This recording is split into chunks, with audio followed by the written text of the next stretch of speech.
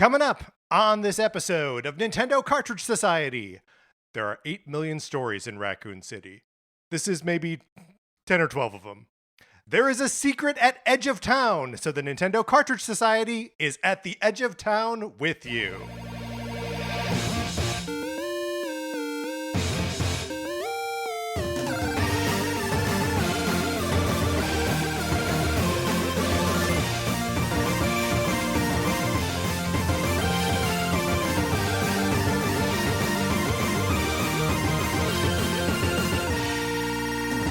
Welcome to Nintendo Cartridge Society. My name is Patrick Ellers, and I am joined, as I'm always joined, by my co-host, Mark Mitchell. Mark, how's it going? It's going great. Super excited to be in week 2 of Resident Evil month, but even more excited because we have a very special guest with us today. Yes, our good friend, streamer and artist, Roxy Polk is here. Roxy, how's it going? It's going great. I'm so excited to be here with you guys. We get to talk about all the weird games today, so I am pumped. And also scared because we're in Raccoon City, edge of town, right? We're gonna get attacked by zombies if we're not careful. Yes. So the secret at the edge of the town. We've been cycling through Zelda 2 quotes. Oh, okay. I can't help you with that, sadly, but I'm here for it. It's mostly perplexing to us as well. Just a wonderfully, badly translated script from the original NES game, but it rules. It fits with the theme for spooky things at the edge of town, so for sure.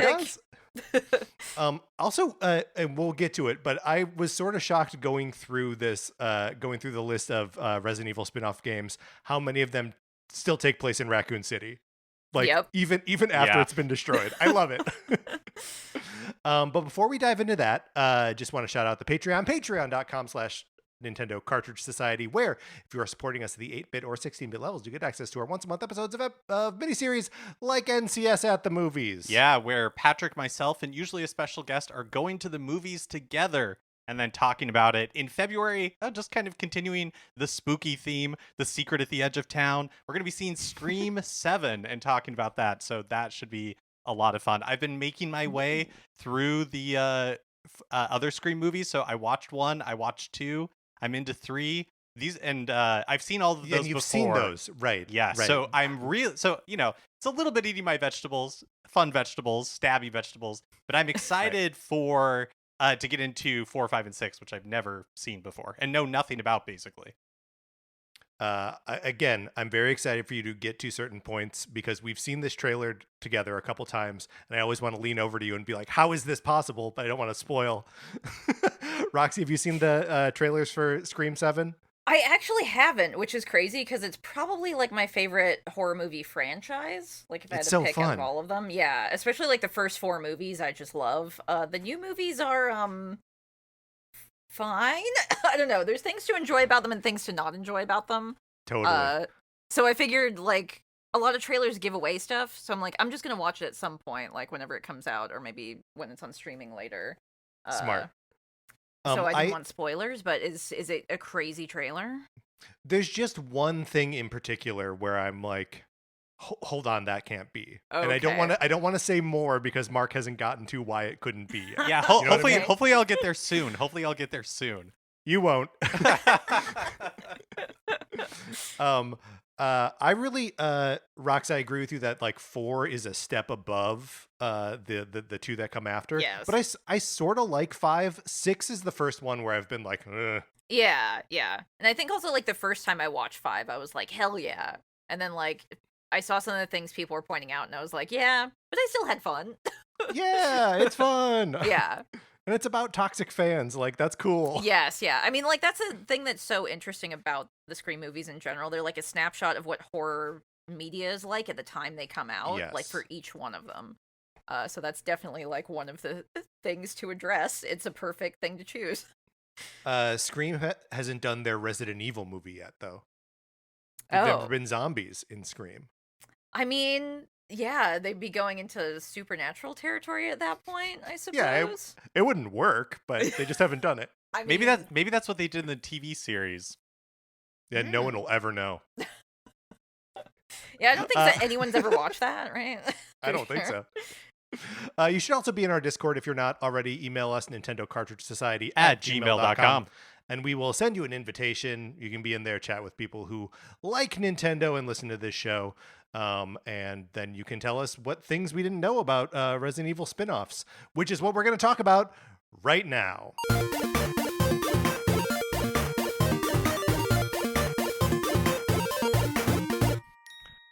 All right, Roxy, before we dig in to Resident Evil spinoffs, I want to just get like a little table stake setting of your relationship to Resident Evil as a brand, as a franchise. Oh gosh. Man. Where to start? As of right now, it's like one of my favorite video game franchises, period. It's like my top 5. I love it so much. I'm super excited for 9. Can't wait. But I started off like watching friends play it, and didn't start actually playing them myself until like college, which is weird to think of now. I was playing a lot of JRPGs. Do you remember the first one that you played on your own? The first one that you had like thumbs on sticks? Yes, it was Resident Evil 4. On the PlayStation 2. I remember in my shitty college dorm, a tiny TV that was like, I know the screen was probably less than a foot tall, just playing that for so many hours that I started seeing like bird nests in real life and thinking, I bet there's a Spinell in that if I shoot it down. And it was like a little bit more accessible because the action horror entry into it, and then I kind of like went back to play all of them and continue playing the ones that came after. 5 was so much fun because of the co-op, and then I was excited for 6, and then 6 was so bad it like cooled my excitement for the franchise until basically 2 remake came out, which is sad to say. Yeah. I mean, I feel like it sort of killed the franchise for a little bit, right? Yeah. And like those movies that were coming out at the same time had like kind of a similar vibe. Like Capcom thought that's what people wanted from Resident Evil, and it's really not. And like and we'll see that when we start talking about the spin-offs too, right? That there are a lot of these that are just like leaning really hard into action and like, squad-based shooters and stuff like that, where it's just like, is that what I think of when I think of Resident Evil? Well, yeah. I do think it's interesting that, like you were saying about Scream, how it's such a reflection of the horror media of the time. I feel like some of these Resident Evil spin-offs are very much just like, what's trendy? What are we, how can we wedge Resident Evil into this type of game? Yeah. Which is amazing because Resident Evil in its like initial inception was not like a trend chasey thing, right? Like it sort of births a genre of like video game. And it's weird to then see them applying that same skin to just copies of other stuff that's out there. Mm-hmm. I don't feel that way about all of these spin-offs. Some of these spin-offs I think are pretty cool and fun and like interesting. Yeah, there's quite a few decent ones, honestly. Yeah. And I appreciate that Capcom tries stuff. So even when they try a weird thing and it doesn't work, I'm like, well, at least you tried something new. Like, they're trying to keep it fresh. I don't think we would have gotten, like, Resident Evil 7 or any of the remakes we got if they didn't decide to, like, completely switch gears. So, I appreciate it, but yeah, there's some duds.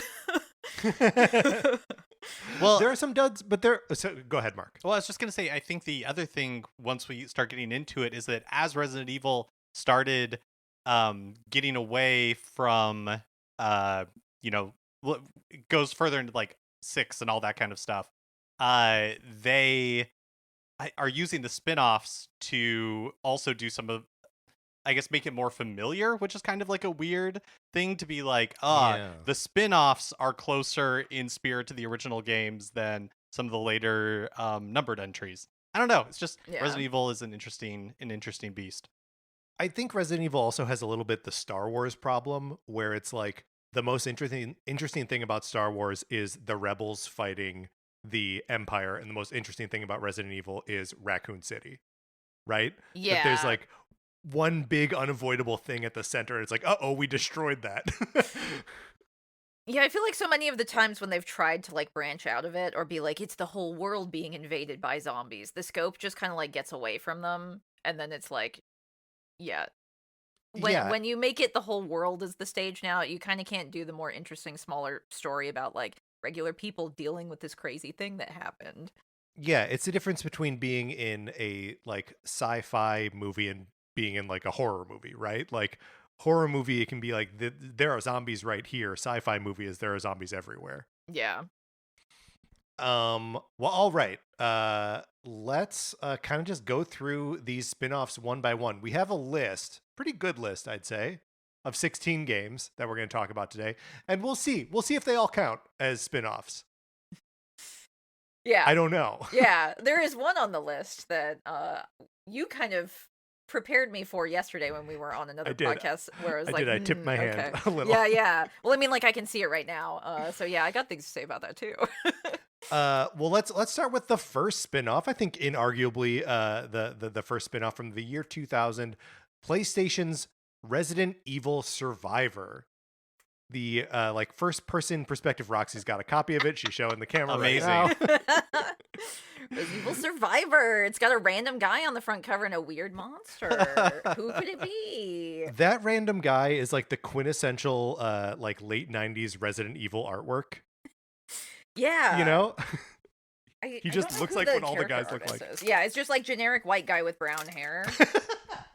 Yes. Roxy, this is something I said when we were talking about Resident Evil 1 remake, is that it wasn't until this time playing through that I realized that the names of the characters are like a Japanese person making fun of what American names sound like. Yeah, or just picking like the most familiar, like basic names. Yep. Like Chris, yeah. Jill, Rebecca. So Rox, you've obviously played this game yes. before. Just as a little setup for like what it is.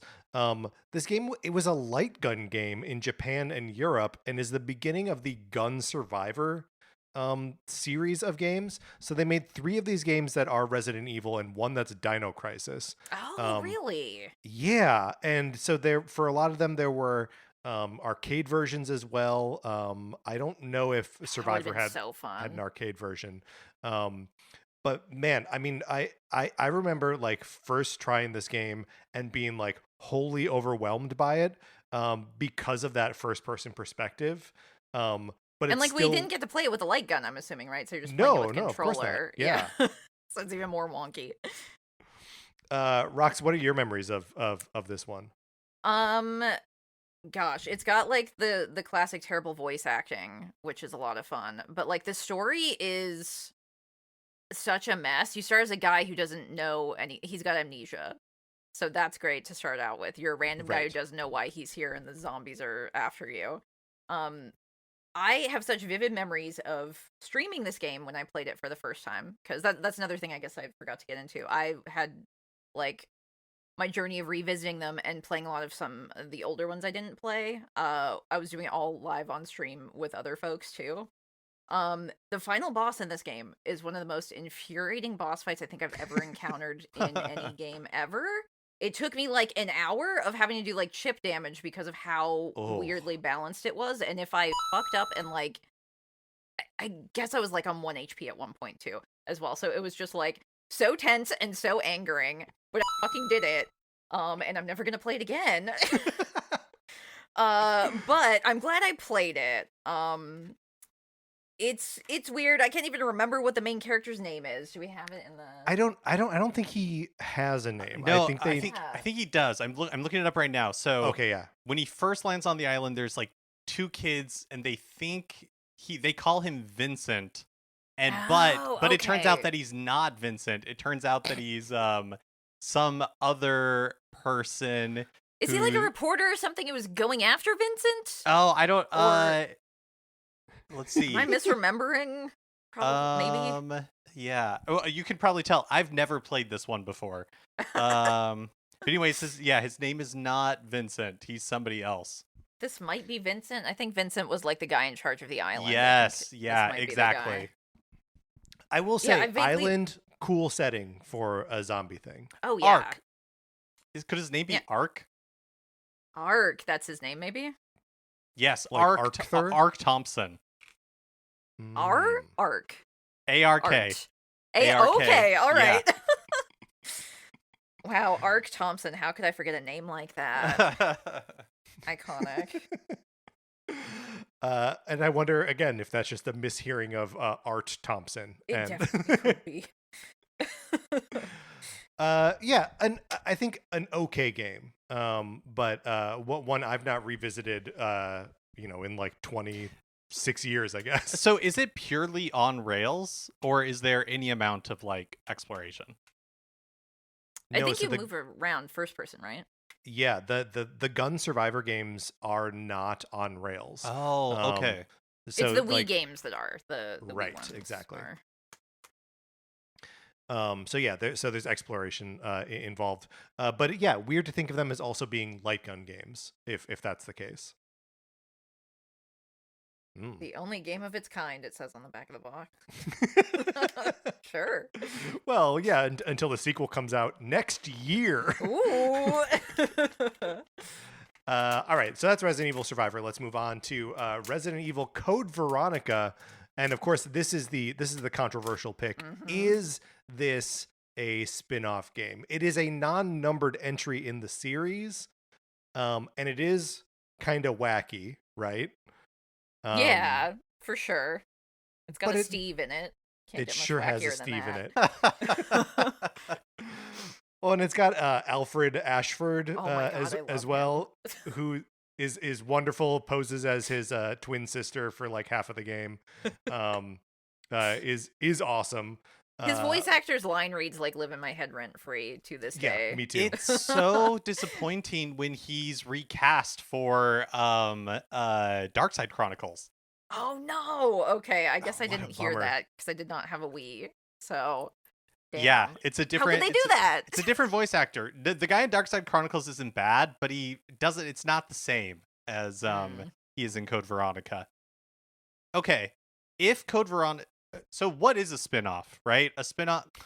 Yeah, great. Because I feel like it's like maybe the story tells a different like perspective, or the gameplay is different. And because if Code Veronica is not a spinoff, then is like Revelations a spinoff, or is that also just like a weirdly right? It's a good question. I mean, like. The reason I want to put Revelations in like the spin-off category is that like were they both released episodically or just the first one? Revelations, only the second one. Only the second one. Okay. But the first one started on the 3DS, I think. Right. Right. So it was kind of tied to a niche or more niche system instead of being on everything. They both feel like they are although, Resident Evil Code Veronica starts off on the Dreamcast. So, That's true. Do we get more niche than the Dreamcast? I know it did start out as a numbered entry and then got changed around like internally when they were working on like 2 games at the same time. So at one point it was. Well, because it was supposed to be 3, right? And I think so, yeah. The game that ended up being 3. They were working on that as sort of like side missions, like a Resident Evil 2 Gaiden sort of, because it still takes place in Raccoon City and over like the exact same time period as Resident Evil 2. So yeah, I mean, in my heart, it is the real Resident Evil 4, but that's I feel like it's canonical. It feels like it's required because it's like Claire being the main character, and a lot of stuff happens there that informs her stuff going on later, I guess. Claire and Chris. Yeah, Chris is there. Yeah, Chris is there. Wesker's there. It's got like all the major players, so it like feels very relevant in that way. But it's also, I feel like Resident Evil does this weird thing, kind of like how there's a bunch of Mandalorian story in Book of Boba Fett, where they're just like, no, we're gonna tell we're gonna like put important story stuff just like buried in some of these weird games. Like in Umbrella Chronicles, that's where we learn like what happened to Umbrella. Like, why did Umbrella like crumble? And that's just like a thing that happens in Umbrella Chronicles. But I feel like Code Veronica can both be a spin-off and a like core entry of importance. Well, so I guess here's my biggest argument for it is not a spin-off but a core entry, is that it's my favorite Resident Evil game. Oh, is it? Yeah, I love it so much, Rox. The characters being like so big and strange was just like exactly the tone that I needed out of Resident Evil coming out of 2 and 3. And like I really like the that it's still using tank controls, but all of the backgrounds, instead of being pre-rendered graphics, that it's all like polygonal and being like generated in real time. So like it could do like camera pans and like, you know, move around 3D areas. And it was just like sort of the like, I don't know. I love that version of this series. It's like the first like next gen one for that console generation as Yeah, well. totally. Like you went from PlayStation 1 to PlayStation 2 now, so it was a big jump technology wise too, just like with the cutscenes and all of the voice acting and stuff that they could do. Yeah, there's a moment at the beginning. Too. It is a long game, and you go like back and forth between Claire and Chris, and like you backtrack over like the same areas they've been through a couple times. There's a shot at the beginning of the game that's like a close up on Claire's face as she's like waking up in a jail cell. Oh, okay, the lighting, yeah, maybe. Yeah, where just like it felt like real to me, you know, in the year 2000 on my Sega Dreamcast. But oh, okay, so you did play it on Dreamcast first. Oh yeah. Okay. Where did you first play Code Veronica? It was PlayStation 2. I should have nabbed my copy. It's back here somewhere. I didn't know it was going to be on the list until. But I think, is it the one that one of them came with a demo, or am I thinking of a different game that came with a Code Veronica demo? Because I think I remember playing like a bit of it on the Dreamcast. Maybe me and my brother like rented it or something. That's possible. I know that nobody in our house owned it for Dreamcast though. Yeah, that because they didn't take them long to put Code Veronica X on like every platform, right? I don't think so. Especially because like you know, the Dreamcast was such a short window of like a snapshot of games that were on it, and so I don't know if they released it simultaneously or if it seemed like the Dreamcast is tanking. Let's make sure we can widely distribute it. I think it was like a Resident Evil 4 thing where they did release it on Dreamcast first, just like they put out 4 on GameCube, but then not that long after they released X everywhere. I'm hopeful that the rumors are true and that this is the next game to get a remake. Because I think that'd be a lot of fun. Yeah, it deserves it. There's so much more you can do with it. Like, I love Resident Evil 4. I love Resident Evil 4 Remake, but we didn't need Resident Evil 4 Remake, like, now. Like, the original is still pretty fresh and new and doesn't need, like, the benefit of an update the way that Code Veronica would benefit so much from, like, the remake treatment they've been doing. Gosh. Yeah, it'd be really good. That would be my that would make my game year if they put it out next year, you know? That would be amazing. I mean, it's rumored that they're doing it, but you know, until it's confirmed, it's just a pipe dream. Right. It makes sense though, right? That like that's the era that they're in right now with their remakes, right? Like 2, 3, 4, like Code Veronica just like slides right in there. Yeah, especially since it has like Claire, which is one of the like series protagonists as the main character, so it would give an excuse to bring her back. Again, I love Leon, but we're getting a lot of Leon. Spice it up a bit. Bring back Jill, bring back Claire. Well, bring back Billy. I don't know. Oh, yes! Well, and to your point, Roxy, I feel like you kind of start hitting diminishing returns, I feel like, the more, like, doing 5 or 6 or something like that. I'm sure they'll get there eventually, but I don't know.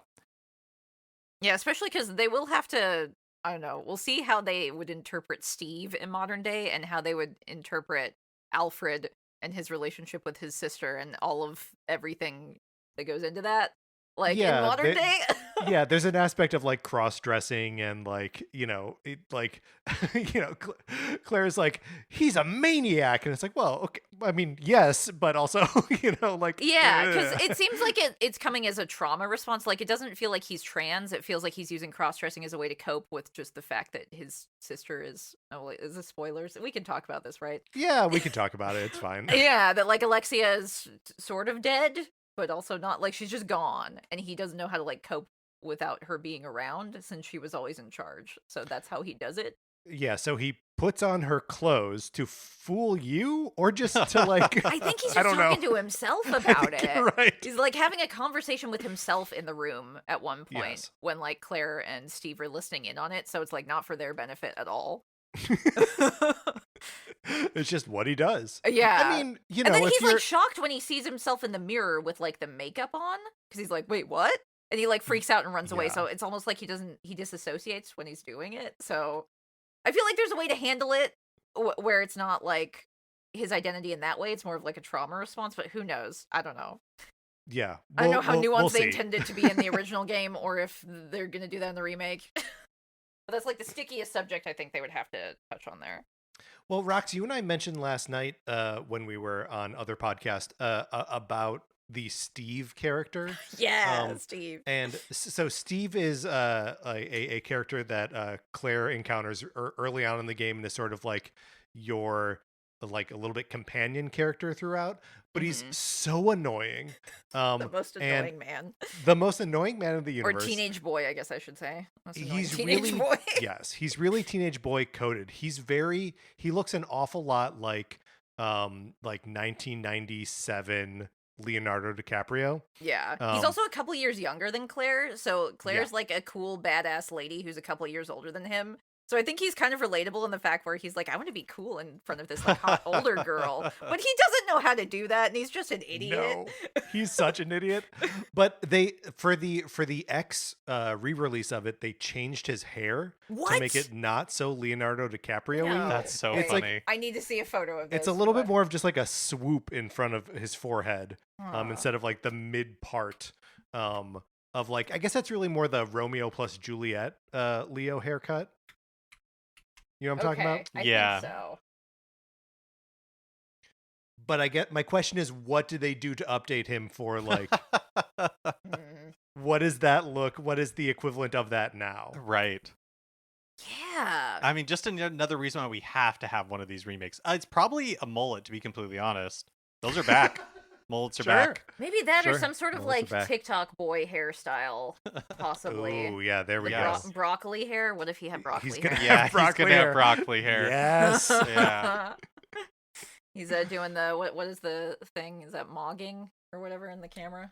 Yeah, that's mogging. Yeah, we know all about mogging, right? I think that's the word. Is he looks maxing? Do we know if that's? Yeah, he'd definitely be trying it. Whether he pulls it off or not, who knows? But yeah, I mean, one of my favorite games ever, Resident Evil Code Veronica. It's great. It's so much fun. Talking about it now, I was almost thinking like, what if I did a random stream after we record this, where I just play a random Resident Evil game, and the more we're talking about Veronica, the more I'm like, what if it was Code Veronica? Yeah. Maybe I should. Maybe you should, Roxy. Yeah. I'd watch that. All right. Well, a fantastic game. Let's move on to a Code Veronica adjacent game, Resident Evil Survivor 2 - Code Veronica. So this is a sequel to the Resident Evil Survivor from the year before, but this time on PlayStation 2. So all of the graphics have been upgraded to a place where it's actually like kind of legible on screen. And you're playing through the events of Code Veronica. And they didn't localize this, correct? This is Japan only? Because I don't. Yeah, that's a good question. I know it was in arcades too. I wonder if those made it out. I know there's definitely like fan translations of this if they didn't officially localize it. Mark, do you have any insight onto that, or it looks like it never came out in the US, but it was released in Europe. Oh, okay. So it was an official translation I was seeing when people are playing it on stream and stuff. Okay. But damn, PAL enjoyers, how lucky for them. Yeah, maybe a game that we could play someday. Who knows? It's one where at the end of the game they reveal that the events are a dream that Claire is having. Yes. No. Awful.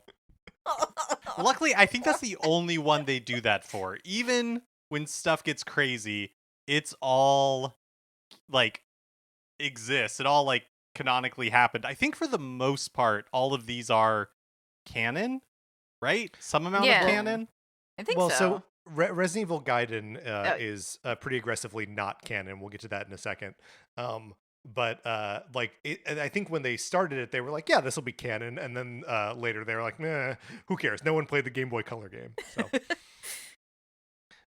But I don't know. There's something very I would like to play Survivor 2. I guess all of these Survivor games I'd like to take a shot at again, just because like I only played a little bit of that first one, and was like, this is different from Resident Evil that I know, so I didn't put like any time into it. One of the great things about games like this, it's you get to play something from the past as if it's new to, like, just imagine it just came out. You don't have any prior knowledge really. Yes. And you get to experience it for the first time. There's so few like old games where you get to do that with. So, hey, why not? Yeah, there's emulators and fan eBay. Translations. Yeah. And going through this list, it makes me, I don't know, like Capcom hasn't really done very much with these, like even just like bundle them together in the same way that they do with like Mega Man or something. It's just like put all these weird games in a collection, or at least some of them, and let us buy it again. They did that with a few. Oh, sorry. Go ahead. Oh, I was just going to say there are even games on this list that we'll get to that like our server shut down, right? Like, yes. Like they spent Mark, to your point about like chasing trends, that like a lot of these are those sort of like massively like multiplayer online games that they just had to shut down because they're not as successful as the mothership Resident Evil. Next on our list here is the aforementioned Resident Evil Gaiden, in also 2001, same year as Survivor 2. This is a Game Boy Color game. This is one of the few that I have no experience with, but have watched like videos online because it's such a weird artifact. Yeah, this even exists. Exactly the same, Roxy. This is one that I keep hoping, because it is such, like you said, Patrick, it's no longer canonical, anything like that. I don't know. And like Nintendo and Capcom seem to have a real close relationship right now. Yes. Like I would love for this to show up on Game Boy Nintendo Classics, like on the same day that Resident Evil Requiem is released, you know? Like, let's make a real big to-do about it. That'd be so hot. Because it is a Leon game. It's a Leon game. I've never played this either. I've also just watched videos, but it looks so cool. I mean, I'm sure it has problems, but the switch to combat where it's like there's like a cursor going back and forth across the screen, and it's almost like a rhythm game, and that you have to like hit right in like the enemy's sweet spot on this like ticker. I don't know. That's cool. Weird. That's interesting. Gosh, Barry's in it too. I forgot about that. That's Barry's right. And this. A playable Barry too. This is our first playable Barry Burton. But but it's so funny to me that like I think Leon is only playable for a short amount of the game. Like I think it is a Barry game, but they're like, we can't put Barry on the cover. Like nobody's gonna buy a game with Barry on the cover. We gotta put this like weird like Resident Evil Survivor looking Leon on the cover. It's pretty good. I do like that. So the reason, or part of the reason that this game is so like aggressively decanonized going forward is that like Leon and Barry make up a like cleaning up after zombie incidents team, which like is the kind of mythology that they start to deal with later, but that those two characters aren't explicitly involved in. Yeah, like BSAA stuff kind of adjacent. Yep. Gotcha. Yeah. This is also like the first time, which is kind of becomes like a minor recurring theme in the spin-off games, that they're on a big ship. And a ship is actually a really good location for a Resident Evil game because it's isolated. Like it has all, they're creepy. They have all the different levels. But yeah, first time that we see this recurring setting in a Resident Evil spin-off. First boat Resident Evil, first playable Barry Burton, and the game's a pioneer. It's all the bees. It's all the bees. That's right. Boats and berries. But yeah, we don't have anything to say about that one because we've not played it. Speaking of, next up is Resident Evil Dead Aim from 2003. This is the Guns. Roxy's got it. Roxy's got it. This is the third of these like light gun exploration based. It's basically Survivor 3, and is the fourth game in the Gun Survivor series because the third one was a Dino Crisis game. Oh, okay. And guess what? You're back on a boat. In the beginning, anyways. You're back on a boat. Yeah. Most of the game, honestly, I believe, is on the boat. It's even on the disc. The ocean liner. One of the characters looking wistfully at it. This one is so goofy. It's also made by Cavia, which I know them for the game Drakengard that I love, and it's so weird that they did Resident Evil Dead Aim. And they've got the same sort of, like, wispy quality to their, like, high-quality cutscenes that, I don't know, it kind of stands out. It feels a lot more dreamy than you're used to seeing from, like, Resident Evil games.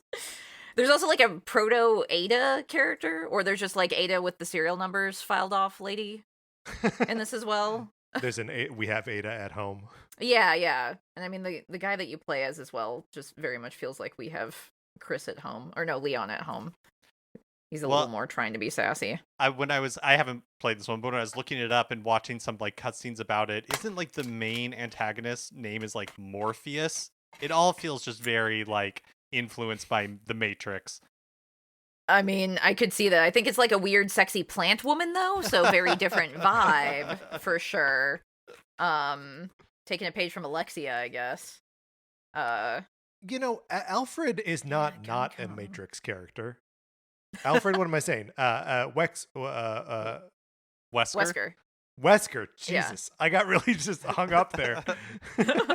Albert Wesker is kind of a Matrix character because he always has the sunglasses on. And I mean, especially in Veronica, he's got like crazy vertical jumps and shit that don't make sense. Well, but by that time, I think they are actually just being influenced by the Matrix because that movie came out in 1999. So yeah, right. Oh, do you guys want to know what the main character's name is in this? Yes, please. Bruce McGivern. Bruce McGivern. It's like my t-shirt says, bring back Bruce McGivern. That's right. And I wish you would stop wearing that, Mark. Oh, Morpheus has a full name here, too. It's not just like codename Morpheus. It's Morpheus D. Duval. Oh, that's good. That's good. Yeah, they got little profile pictures. Man, I love game manuals. Oh, yeah. So good. PlayStation 2 era was really like the last time that they were doing those. Yeah. It's a real shame. I guess like 360 era still had some holdouts, but after that, man. Yeah, then it's just a little card insert. Bring them back, you cowards. You can pay to print paper manuals. It's not that expensive, jeez. Let's talk about Resident Evil Outbreak. Yay, Outbreak. Because, Roxy, I feel like you've got a lot of like in-depth experience with Resident Evil Outbreak.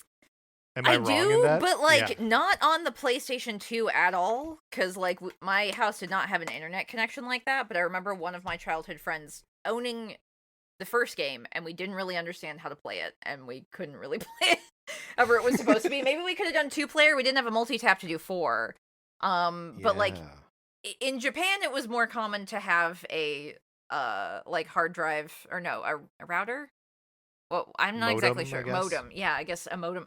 Anyway, having like internet capabilities on your PlayStation 2 felt like nothing anyone did in America, to me anyway. Right. But it was more common in Japan, I guess. And I don't know. Like you start off as one of several characters you can pick from like a group of folks who are just like at a bar in the first game.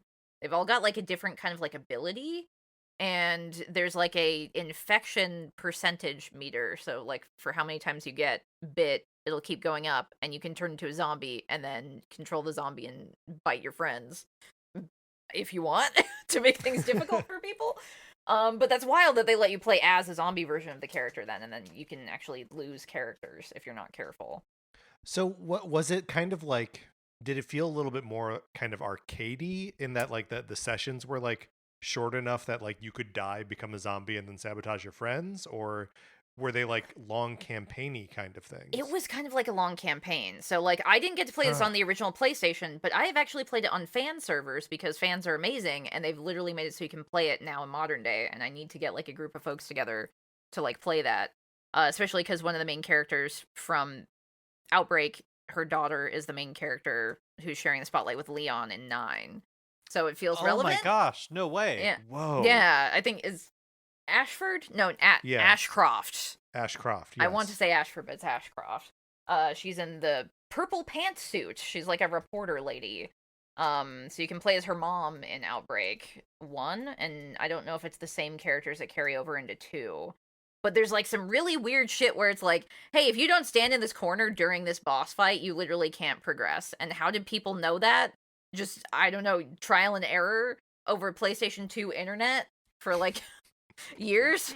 And like, I don't think you could talk to each other back then. So like now you can just have a Discord call going in the background to like tell people this stuff. But like there was no like chat option, I don't think either. So you had to like gesture at people or like whatever to try. Yeah, and no 8-way calling, you know, like you just couldn't have done it.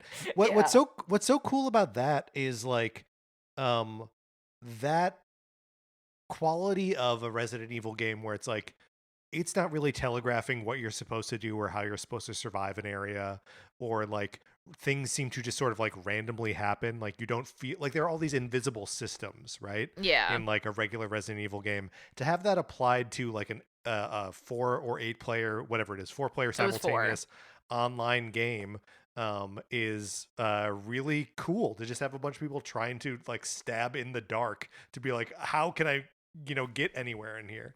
Especially like for puzzles and stuff, because then you are like finding pieces like randomly, or like one person will find it, and if you don't communicate you found it, then another person could be looking for that the entire time or whatever, and not know that you've already found it and that you could solve it. Right. So if this, it's cool. So if this was in 2003, does that mean that it played more like a traditional Resident Evil game, but just with multiple people running around doing that at the same time? Yeah, so it's like Code Veronica still. So yeah, those same tank controls and everything. Oh, tank controls, my love. Yeah. It's Resident Evil 0, which we're not counting as a spin-off, even though maybe it's more of a spin-off than Code Veronica. I was wondering about that. We don't know. That is a game where you're controlling 2 characters at once. But it's not like a it should be that should be a multiplayer game, right? Did it come out before or after 5? Because I wonder if that's like them experimenting with stuff before they went into 5, or maybe after 5 they were like, what if we did a different thing? It came out before 4. So, yeah, 0 is the year after Resident Evil Remake. Damn, okay, yeah, that's right. It's on the GameCube. Yes. Yeah, that's right. Yeah. Man. So maybe that's them just kind of figuring stuff out. Honestly, though, I think it would be a great remake, or just making like Outbreak 3 or something, like, especially now that online gaming is so much easier and you don't need to buy like a separate modem or whatever shit to plug into the back of your PlayStation 2. Yeah. Like they try to do so many multiplayer games, and we're going to talk about a lot more of them later, but it's like Outbreak's right there, and why haven't you just done that again? It's so bizarre to me. Yeah, it is interesting that they've never tried. It's all like shooters. It's all like squad shooters. Right. Well, which is so weird because like there's like the trend in online like games to be like, if you make it more like this, where it's like solving puzzles and like there's a little bit of role playing and maybe you turn into a zombie, like that's more like an MMO. That's more like Among Us, right? That where like you just get into that like the sort of like slow drama of it. Yeah, and all the characters are like individual normal people. It's not like jacked up Leon Kennedy who can just, punch a zombie to death. He can suplex a chainsaw sister. Yes, exactly. So like it's kind of bringing it back to like the basics of what makes that more tense, and like more like these guys are disposable. If you're not careful, they can die. They're not superheroes. Yeah. Like try and keep them alive, or they're just going to die and you try someone else. Yeah, that's so cool. Do we have separate things to say about Resident Evil Outbreak File number 2, which came out the next year? You fight a lot of zoo animals in it, is what I know. No, come on. Yeah, you fight like an elephant. Yeah, like maybe even as a boss fight. Not sure if it's a zombified elephant or if it's just a straight up elephant, but there's like a whole zoo section. That's which is awesome. Funny. That's awesome. That shouldn't be. Yeah.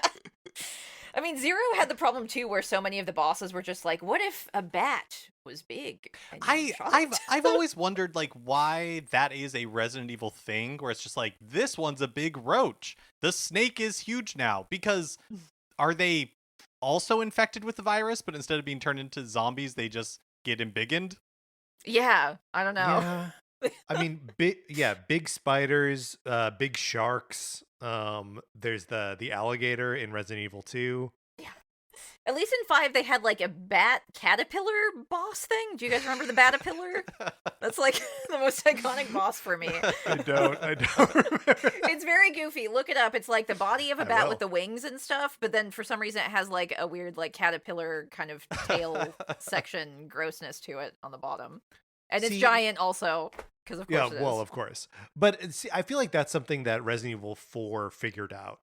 Like there are a lot of giants in there, but like because everything is based on La Plaga, that like, you know, and those like La Plaga is kind of crabby, that like the bosses can like kind of split in half and become like crab men. And that's all very cool and fun. All right, moving on from the Outbreak duology to Resident Evil Deadly Silence in 2006. This is the first time we're jumping ahead more than a single year. It seems like they were really putting these things out at like a pretty rapid clip in the early 2000s. And yeah, so this is the first time where we're taking a year off before diving into a Nintendo DS Resident Evil. And exclusive. I put this on the list, and now I'm thinking, is it really a spin-off, or is it just a weird remake? Because it is just a weird remake of the first game. So I don't know if it really should count as a spin-off. Maybe this should be stricken from the list. I'd argue it should, but at the same time, it's a weird artifact as well, because it's only on the DS, and I guess they added some new stuff. This is one that I have not played either. Like they added they had like classic mode, which is basically like the original game for the most part, and then the rebirth mode where they really lean into the Nintendo DS of it all with like knife battle sequences. That's where crazy. you're using like the touch screen and all that kind of stuff. That's cool. And they're using it for like puzzle solving and things like that. But just one of those where they totally lean into what made the Nintendo DS special. Oh god, even a microphone thing you have listed here. They even tried to use the microphone. Is it just you had to blow on something? Yeah, you can resuscitate an injured comrade by blowing into the built-in microphone. That is wild. Do you not need a herb then? No, I guess not. Maybe you're blowing the herb into their face. Yeah. Oh, okay. Grinding it up and blowing the dust in their face. It is interesting that like here, and then we're going to talk about the Wii games in a second, are Resident Evil games, but they are clearly just like, what does this very successful Nintendo thing do? Let's make a game that does that. Yeah, totally. And I wonder if they found success with the casual gaming audience in Resident Evil Deadly Silence. I don't think so. Probably not. Not a lot of horror games on the DS though, so maybe it's a standout within its niche? Question mark? Ooh, yeah, maybe. People tell us on Discord if you've played it or wherever else. Comments. Yes, let us know. Get in that Discord. And let us know. Okay, next up, the Umbrella Chronicles and Darkside Chronicles. Let's tie these both together. The two Wii games that use the Wii Zapper. I guess you could play it without too, right? Just using a regular. Oh yeah, that's how I played remote. it. Just a Wii remote. And this Did you ever have the Zapper? The where you just like snapped the Wii remote into like a gun shell? I mean, it came with every copy of Link's Crossbow Training. Oh. Which was, for a time, the 5th best-selling Zelda game in the United States. Yep, that's right. Umbrella Chronicles is on rails. And I have a soft spot for both these games. I don't know that they would hold up. It's been a long time since I've played them. But they like... Especially Umbrella Chronicles is really funny because it's like we're retelling the story of some of the games, but from Wesker's point of view. And okay. But they like they make some like changes to canon, or I don't think these games are canonical. And the reason I say that is because, like when they do the retelling of 1, it's all from Chris's perspective. So Barry's not even in the game. Like there's no Barry at all. Interesting. And then there's some like interesting stuff where like when you play, it kind of has like it's like 0, 1, and 3 I think, in Umbrella Chronicles. And then there's some Wesker stuff, and this is where they show like how Umbrella ended up like getting caught by the US government or whatever. But when you're playing through his like chapters, you encounter Lisa again from the remake. And so it's like rematch. Yes, yes. But then you kill her, and I really dislike, because she's like a boss in the game, and I really dislike that that's like the ending, but I don't think it's canonical. For like, I don't think Lisa is like canonically killed by Wesker. I don't know. The whole thing is just strange. They make like in Darkside Chronicles, which has sections that are dedicated to telling Code Veronica, they changed that as well. Like spoilers for Code Veronica. In Darkside Chronicles, they have, what is the sister's name? Alexia? What is Alexia? Yeah. She kills her brother, which does not happen. What? She never. Yes, you're right. How dare it's they? like it's just interesting the decisions Alexia they made slander. where they're like, this is we're retelling the story, but we're changing it. It's weird. I've seen some snippets of this too, particularly like the Resident Evil 2 part. I don't know which one it is, if it's Umbrella Chronicles or Darkside. But it has like, it has like Leon and Claire traveling together, and I'm like, yeah, that would make more sense. You meet up as two survivors. Why would you split up? They just did it for gameplay. Makes way more sense for them to be going around together shooting zombies. So like that was kind of a cool like change. I guess it just made more sense. And then I think you have Krauser's backstory with Leon in one of these, correct? Like how Leon meets Krauser? Yes. Right, in Darkside Chronicles, yeah. Yeah. So it's like their first mission, like out in the jungle, and there's some weird magical girl who can talk to zombies or something. I don't know what her deal is. Yep. Here's the thing. That's awesome. And like one of the things that is totally missing from Resident Evil 4, both like the original and the remake, like Krauser shows up and you're just like, oh, I guess these guys have a history. But like it comes out of nowhere, and they're so familiar with each other in that game when they meet. That's sure. And when Leon kills him, it's supposed to be this like big dramatic moment in 4, and you're just like, I don't care at all. That's what I think is so.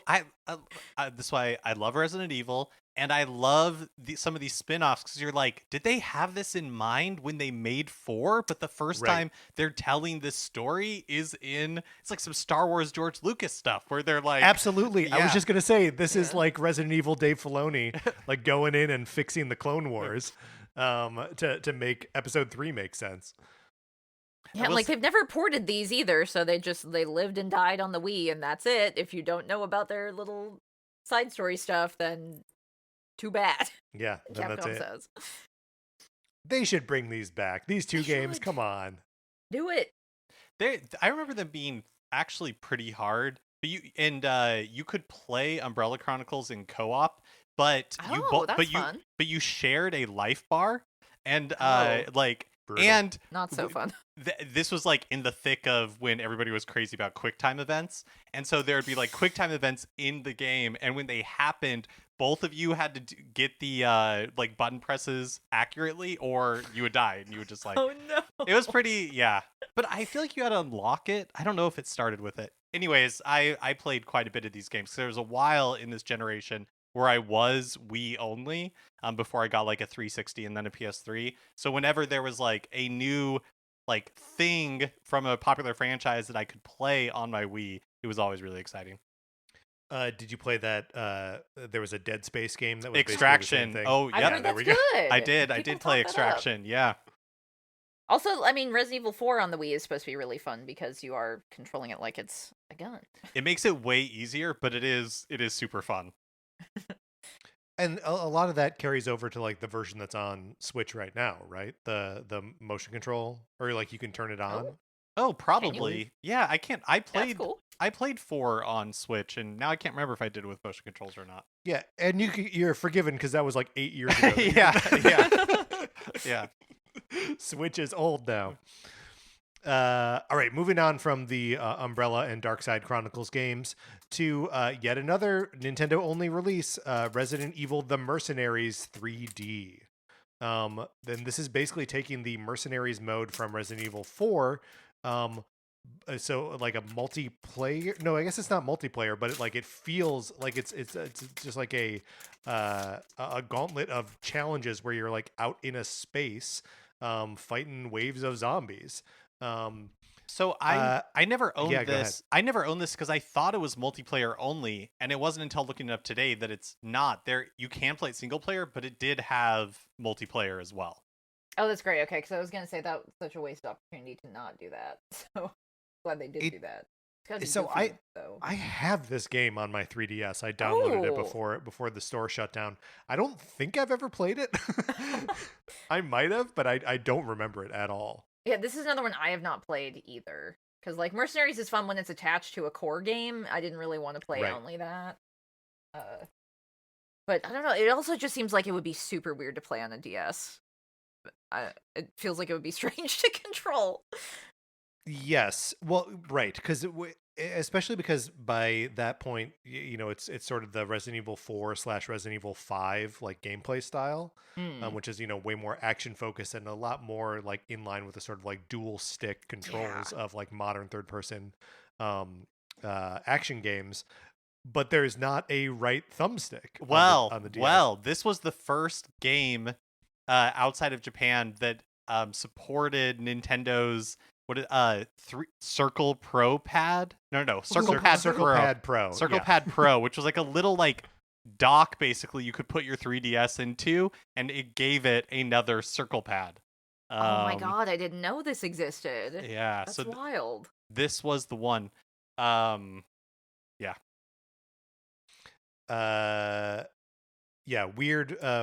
Weird entry. And also this is like I don't know if it's the start, because a lot of these games are pretty actiony, but like this is maybe the like explicit start of the like, no, Resident Evil is going to be like like the spin-offs are just like action forward, where you're just gonna shoot guys. The other thing I remember about this is that there was controversy when it launched because you couldn't, there's no way to erase your save data. And people were so mad about it because they were like, this is to prevent people from reselling like or trading in this game, because that's why they did it.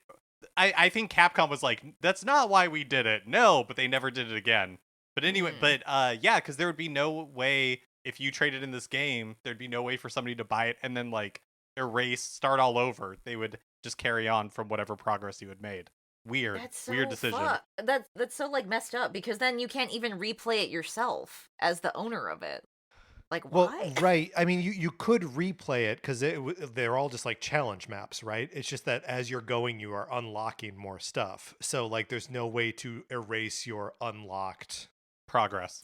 Okay, so there wouldn't be like, I don't know, a story you couldn't replay because there's no story. It's just like arcadey. Right. Okay, that's right. That kind of makes sense. It kind of makes sense, and that like a lot of fighting games or like racing games are like that, right? Where you're like unlocking like new characters and tracks and whatever as you go. But yeah, just about every other one of those I can think of, you can erase your progress if you want to. Yeah, that's such a strange thing to not allow for any video game. Like, that just feels like something you should be able to do in every game. Mark, remember when we played Elite Beat Agents? Yeah. I had to look up how to like delete a save file. Yeah, you have to like hold some buttons at the same time while it's starting up. So that they had that feature. You just had to really work for it. Moving on to another game on the Nintendo 3DS, Resident Evil Revelations in 2012. I have a different version of it, but I got it. Roxy's got the PS4 version right there. With all the DLC, and I didn't have to play it on a 3DS, because again, it's more like traditional Resident Evil style gameplay. Mm-hmm. I want my second stick. Yeah. I mean, I didn't know the dock thing existed, so what was I supposed to do? Yeah, I didn't play this on the 3DS either. I didn't buy it until it got a Switch port. In like 2018. It's on Switch too? Of course it is. It's on, like, in 2018 they ported this in Resident Evil Revelations 2. But like at the time when this came out, it was such an interesting thing because it was reverting back more to that classic Resident Evil style, and they had made a game in that mode for a number of years at that point. Also, it's on a ship. Yes, on a ship, and it's Chris and Jill. And it's like Resident Evil 5 Chris, which is just like solidified as my Chris. That's what Chris is to me. He's too skinny in the first game. Who is that? I don't know who that is. So it's big beefy Chris, and Jill looks very much like her model from 5 as well. But she's not blonde anymore. She got her hair back. But yeah, this is also like co-op, or can be, I believe. I think the second one can be. I don't know that I'm not sure that the first PlayStation one is. 4 version anyway was maybe when it launched on 3DS. It was not, and maybe Switch might not have that capability, but PlayStation 4 version had it. I think the Switch version does too, Mark. I think you and I tried to, maybe that was Revelations 2 that we were trying to do. Yeah, I think that was Revelations the split 2. screen. Because I know that one you can for sure, but yeah. Anyways. Yes. It is forever fascinating to me how much they were trying to make multiplayer games on the 3DS a thing. That like here Resident Evil Revelations, like that's happening there.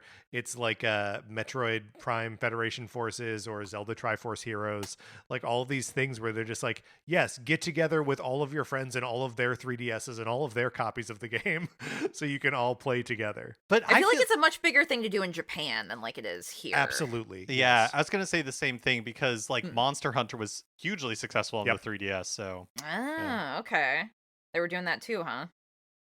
Yep, doing Monster Hunter. Well, and like Pokemon and Yokai Watch and like all of those. Those are multiplayer? Yeah. Well, I mean, I didn't know that. I mean, Pokemon are battling people. Yeah, the Yokai Watches are multiplayer, right? I think for battles as well. Yeah. Oh. I think I've outside of like a 10-minute demo at an E3 where it was like tethered to a woman who was standing, like 3 feet away from you. That's the only time I've played Yokai Watch, and it's a really awkward way to play a game. I was gonna say that sounds like the most awkward play session you've ever experienced. She like judging your gameplay. Like, yes. Oh, I'm sure. All right, moving on. Resident Evil Operation Raccoon City from 2012. PlayStation 3, Xbox 360, Windows. Roxy's got it right there. That's so impressive. But this is shameful. I've never played it. I haven't played it ever. It's just been sitting on my shelf because I was like, I'll stream that at some point, and then just never did. I mean, I think you got to, because it sounds like the broiest, most like military shooter possible. And also, it was version. like, what if you play as an umbrella guy and you shot Leon Kennedy? Wouldn't it be cool to see what happened? Like, who wants to play that? I don't understand the appeal in that. It's so weird. Yes, it's play very as strange. Umbrella? So yeah, so you can play as umbrella guys, or you can play as U.S. Special Ops. There are like 6 characters on each team, and it takes place during Resident Evil 2 and 3, and either you team up with Hunk and see what he's doing during this time, or you're like hanging out with Jill and Leon if you're the US government. Interesting. Okay. They even made like action figures of this. They like really thought this was going to be a thing, and like it bombed so bad. I mean, getting to play with I guess not as Hunk, but team up with Hunk. That sounds pretty fun. I do like Hunk. Hunk's great. The Grim Reaper.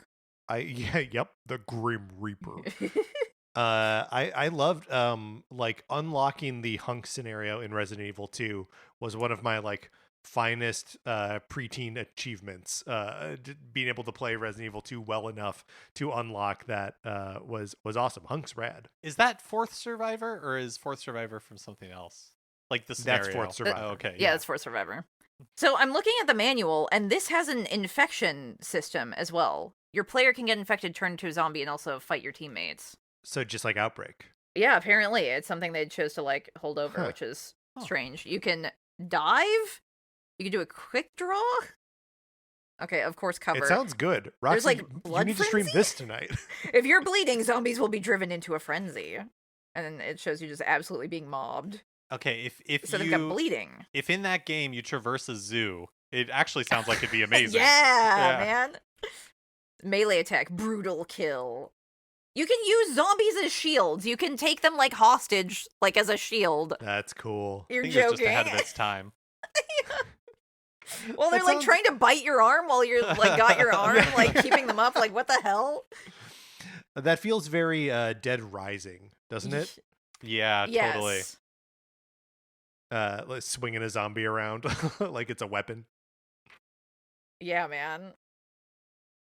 Gosh, yeah. They really wanted to do like melee stuff, so it's probably like way more actiony than even I realized looking at this.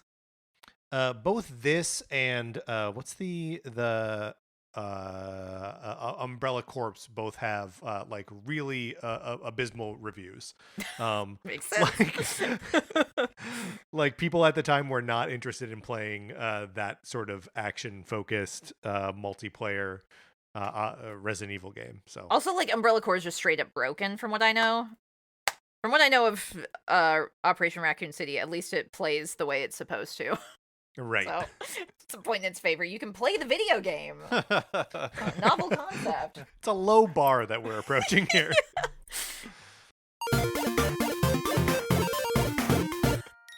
So I looked up other Steve. I had never seen Leonardo DiCaprio like Dreamcast Steve before, Patrick.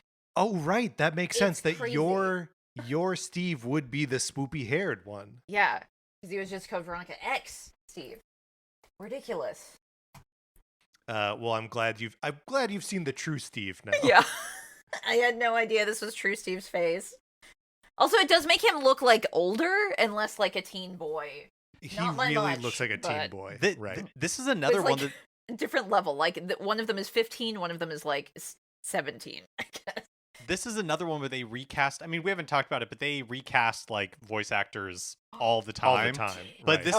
this is another one that they recast when they did Umbrella Chronicles. No, Dark Side Chronicles. So he sounds less goofy in Dark Side Chronicles. Does he sound less Canadian too? No, he does. He absolutely does. Yes. How could they have taken that away from Steve? That's his defining feature. That and his hair. His Canadianness and his hair. And it's all changed. We used to be a proper country. Moving on to Resident Evil Revelations 2, which this was an episodically released game on like basically everything. The sequel to the 3DS game, which Roxy's got a copy of right there. I was actually just playing this game this evening because I was like, I know I liked that, and so I was jumping back in. Like I said, originally released episodically, but now you just buy it all in one big set, and is like, I don't know, pretty cool. I actually really love this one. I think it's really good and would recommend it. Yeah, go Roxy, tell us about it. Yeah, I mean, like, hey, you get to play as Barry for like the first time, and one of the few things you know about first Barry time after Resident Evil Gaiden, but yes, go on. exactly, foreshadowed. And like his story is that he's like protecting a little girl, and so like Barry's the muscle. The little girl finds items and stuff, and like can crawl and do other puzzly type things. So it's like it has this partner system because you also play as Claire, which is awesome to be playing as Claire again. And she's teaming up with. Actually, Barry's daughter. That's right. She's teaming up with Moira. Moira Burton, who is like the quintessential early 2000s girl, right? Yes. She truly is. She's another time capsule type character. But she is similarly in a supportive role, and Claire is the running and gunning type. And I think it's like a flashlight. Flashlight is one of the assistant characters' like main goals as well, to like help you see, so it's easier to fight.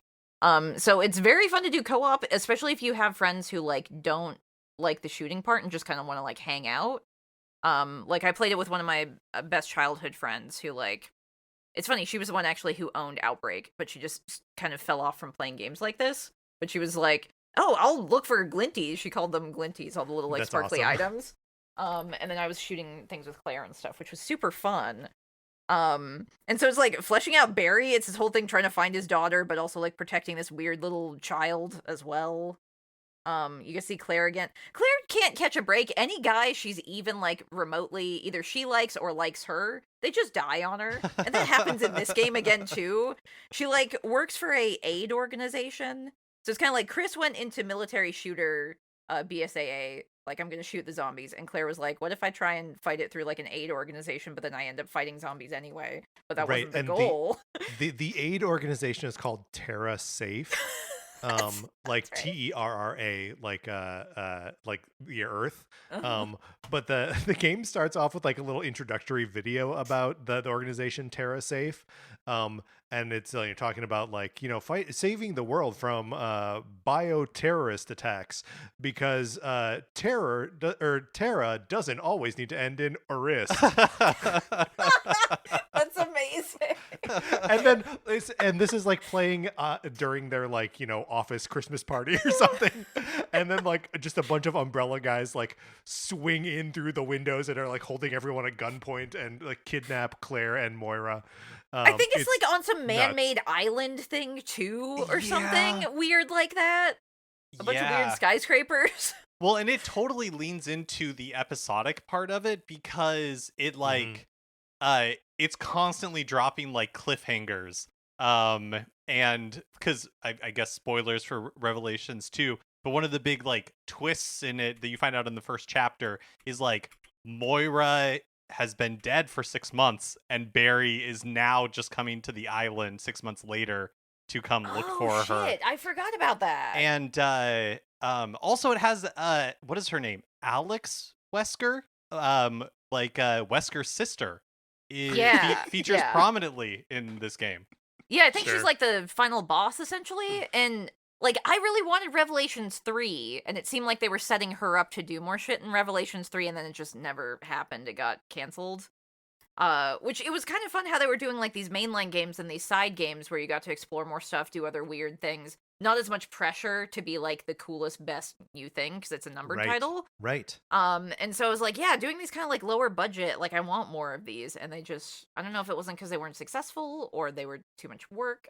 I would love to know the story behind it. I wonder if it's because 7 was so well received, and so they're like, this is what we're, like, this is Resident Evil now.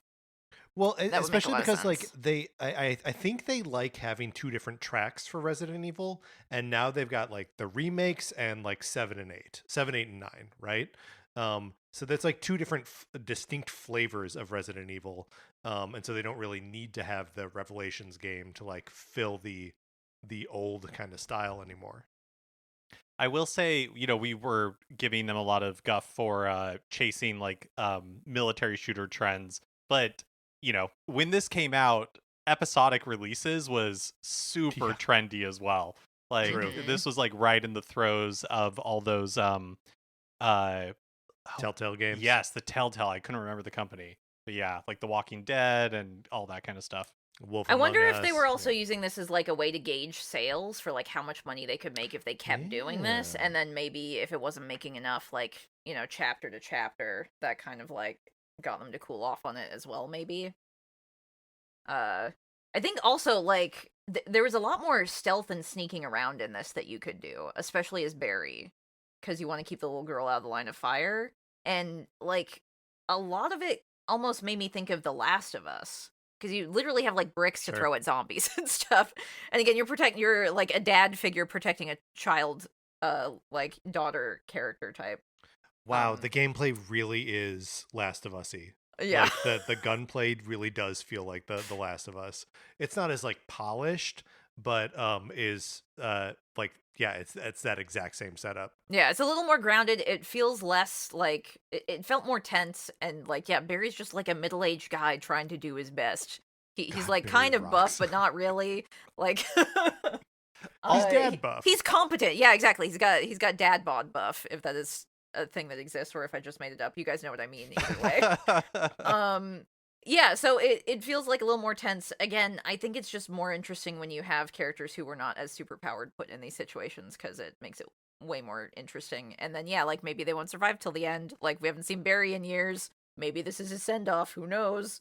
They haven't done anything with him in a while. Yeah, more Barry, please. Why not? He's right there. Haven't done anything with him for years. Bring Barry back. Moving on to Umbrella Corps. The busted thing. Did either of you guys play this? No. I don't think anybody played it. Yeah, so this was yeah, a lot of these games are developed in partnerships with other development studios, but this one was developed in-house by Capcom. Oh, really? Yep. That's even more embarrassing. PS4 and Windows. It's a tactical competitive shooter, which is so the multiplayer thing takes place in 2016, which is the year the game came out. There's a single player mode that takes place in 2012 and 2013, getting really deep in like the lore of like late era Resident Evil lore, where the whole world has been under like nonstop bioterrorist attacks. They just decide to set a Resident Evil in hell on Earth, and that's what this game is. Roxy, like you said previously, I do give them like props for trying, because I can see how it could be fun, or like how the germ of the idea is interesting. But it just never seems to really work out for them. Because like we're ending here with Umbrella Corps, and then the next one is Resident Evil Reverse, which is another just kind of like dud of an experiment. Yeah, I got feelings about Reverse too, and like, oh god, we'll get into it. But I didn't even realize there was a single player for Umbrella Corps until I read your notes on it. Yes, you play as Agent 3A-7. Wow, that just rolls off the tongue, huh? Yeah. Couldn't just come up with something snappy like Hunk? Come on. You're always going to be chasing the new Hunk, right? Yeah. Is he hunky though? Is Agent 3A-7 hunky? I'm sure he's just in his military garb with a helmet and you never see him, is my guess. Just like Hunk. Yeah. But his is like, I don't know. So something about Hunk makes me think he'd probably be handsome if he took off his helmet, and I don't know why I think that. I think it's the name. I agree with you. I think it's the name. Yeah, it's gotta be I think it's the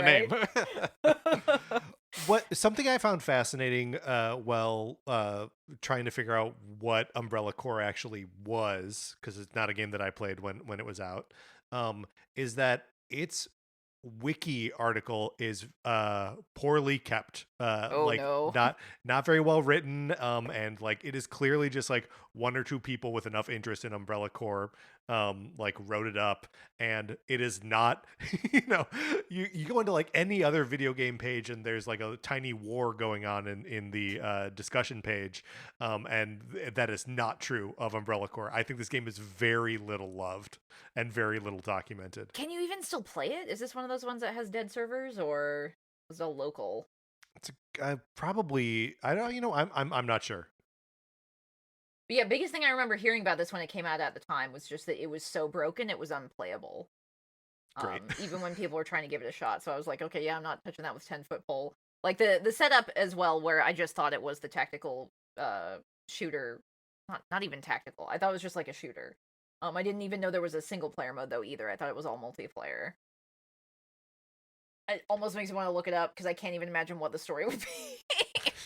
I don't know. What was going on in 2012 in Resident Evil world? Oh god, was it like Resident Evil 6 things probably? Maybe. That might even be a little bit before that, I think.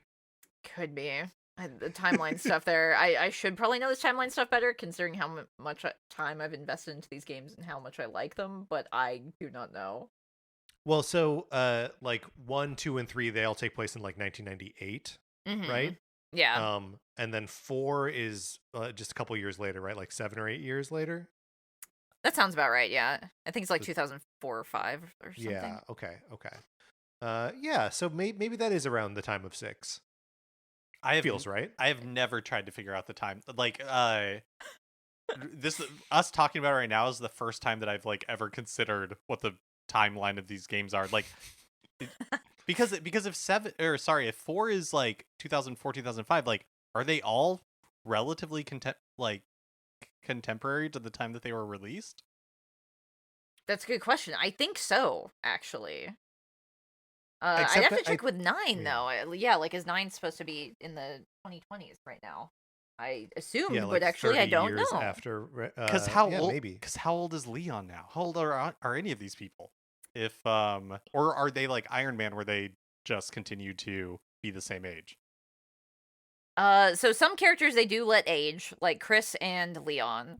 But there's a weird thing with Jill because she got infected with the virus and cured. Right, They're like, right. she gets to be young and hot forever. Right. And thank God for that. Yeah.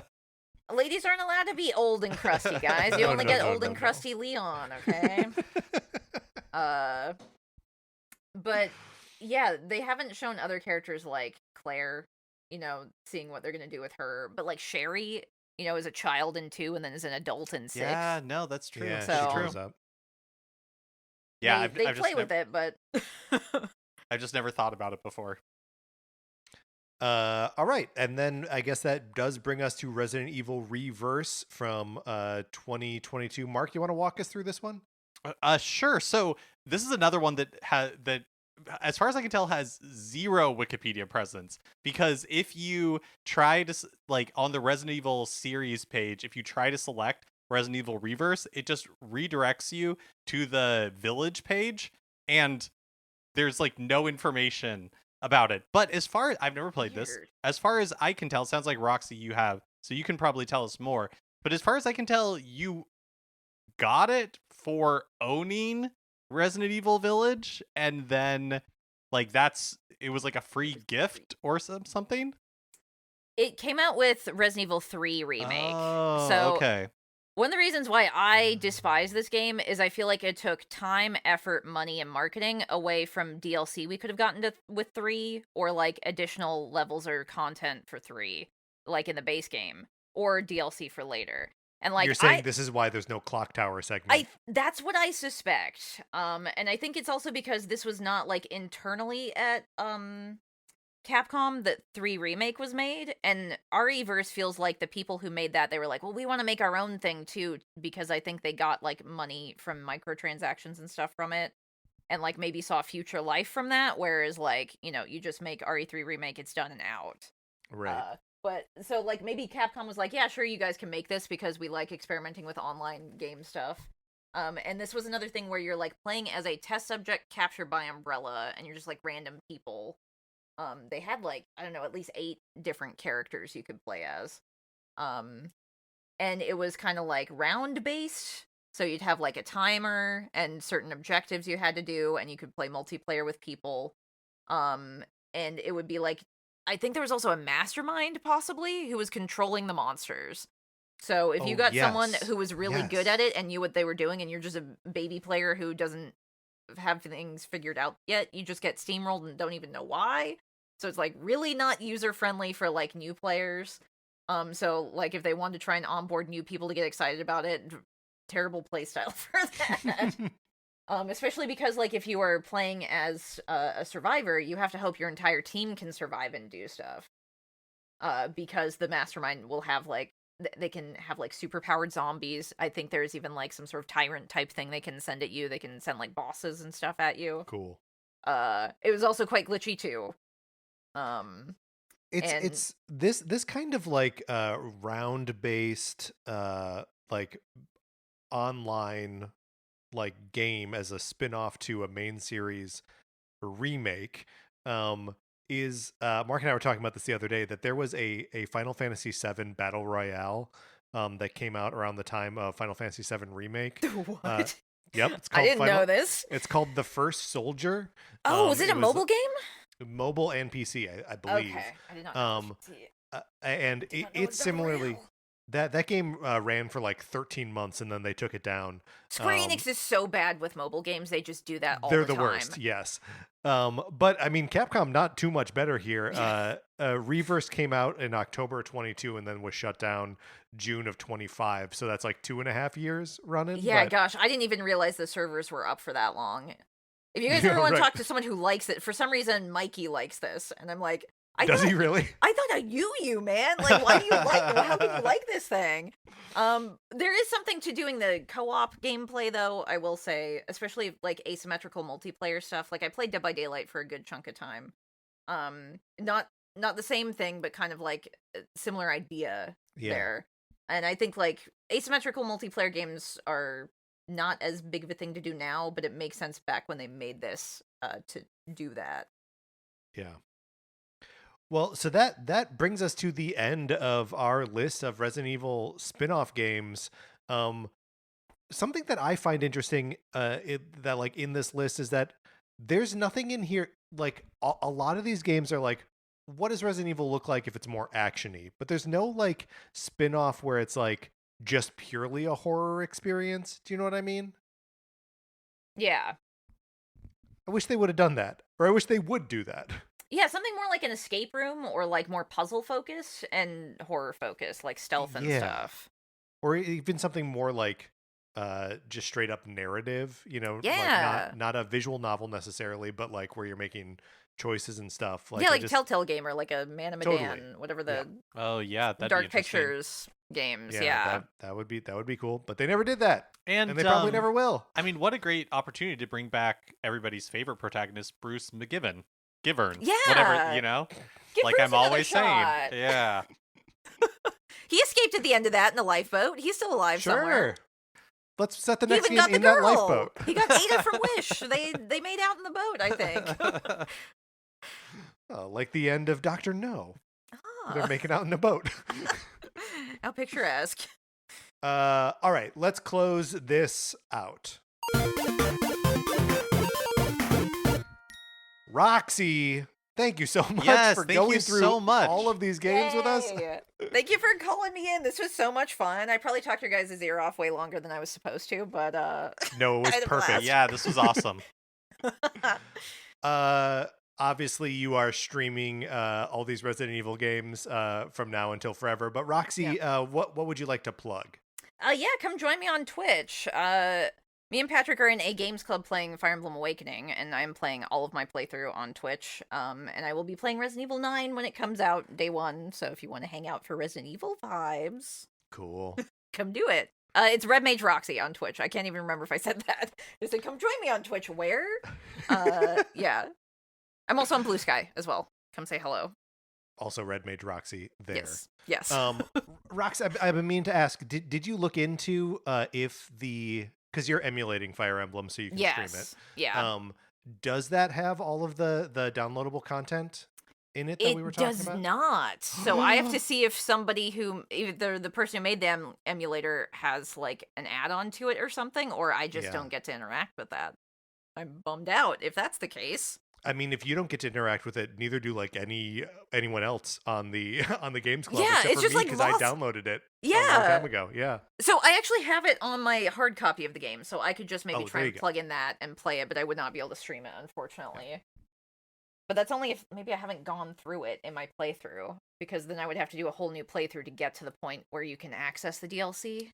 Oh, right, because some of it is all post chapter 25 content. Is it? Okay. I wasn't sure, but I was like, it's got to be chapter dependent. Well, Roxy, thanks again so much for talking Resident Evil and a little bit Fire Emblem here at the end. Yes, Resident Evil always, at least for the month of Resident Evil month here.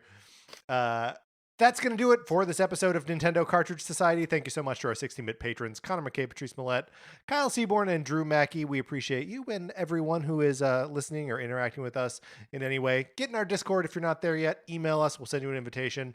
Anthony DeLuca made our logo. Our theme music is provided by 8-Bit Betty. You can get more of his music by going to 8bitbetty.com or by listening right now.